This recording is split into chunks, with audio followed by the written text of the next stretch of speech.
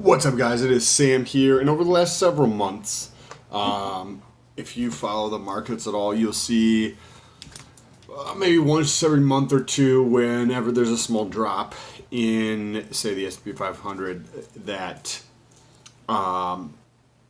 there's a market crash. There's an impending doom coming, and I wanted to talk about that. Before I do that, make sure you press that subscribe button and that little bell notification. Just gently tap on it. Right there. Today was arm day, so just gently tap on it so you don't break your screen. and then we'll get on with it. So what happens when everybody believes something, right?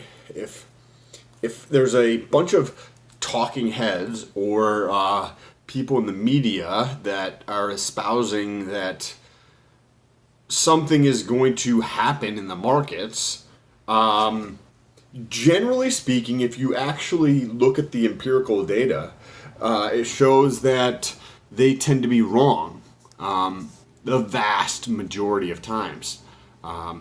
So there's some interesting research that I looked at, and it showed that when you go back and look at it in history, the times where magazines or news organizations or talk shows and that kind of thing would talk about impending problems or whatever the case might be, that they were historically they've been fucking wrong. And so if you just look at the data right there, you would already believe that because the news is talking about it, probably wrong. That's just what the data says. That's backed up by empirical research. Like, it's just what it is. And if somebody really wants some of that research, I've got my CFA books here. We could try to find it, but it's a pain in the butt. Just Google it yourself. Something like, well, you can dig into it. I don't remember. It was in one of these. It was in one of these books that I was reading through. Anyways, but just from a much more practical sense, right? If you were to say, think about it for a second, people's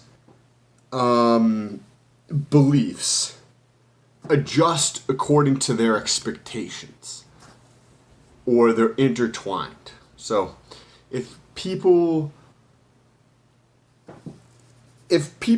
expect something to happen, right? Think of if you were buying your next rental property and you believe over the next 3 months the prices are going to go down. You're probably going to do one of two things, one of three things, right? You're probably going to do nothing, continue buying it at the higher price, right? That's a potential thing that you could do, and that's why anything that you do in life when it comes to business, there's always some people who lose money. That first example. Second, maybe you just offer a lower price, right? Because your expectation is that prices are going to be lower in 3 months, so you try to get a lower price out of it based on that belief. Another would be to hold off, right? You might just wait and not buy that real estate now and hope in 3 months. And that's something that a lot of people do too, and that's why there's a lot of people who don't make any fucking money. Because they just don't do dick. But that has nothing to do with adjusting expectations. They're just like, oh, after I get my kids through school, or oh, after this is done, or oh, the market's too high, so I'll just wait, and oh, the market goes higher for the next 3 years. Oh, I'll just wait. Now the market's definitely too high. And then the market crashes. Oh, no, it's too scary. Like, so many people just sit out in life on so many things, which is nothing. Like, if they're happy, cool. Like, kudos, you know what I mean? You won. If you're happy, like, that's awesome. But there's a lot of people who want more, whether that's financially or some other thing, and they just sit on the sidelines all the time. That's on a complete tangent.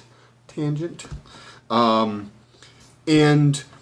I think that anytime there is I guess you could call it a majority or a decent number of news articles or websites or whatever that are talking about an impending crash, people are going to adjust. Prices are going to adjust to that belief so that event doesn't actually happen. Think of how the Fed. So the Fed actually does this. It takes this into consideration as one of the many factors they use in the Fed funds meetings. So if they set expectations in a certain way during the meeting, then the market actually adjusts accordingly. So that's one of the reasons why we don't necessarily have to have higher rates, right? Because just talking about increasing rates causes the market to adjust accordingly, and then higher rates come out, or something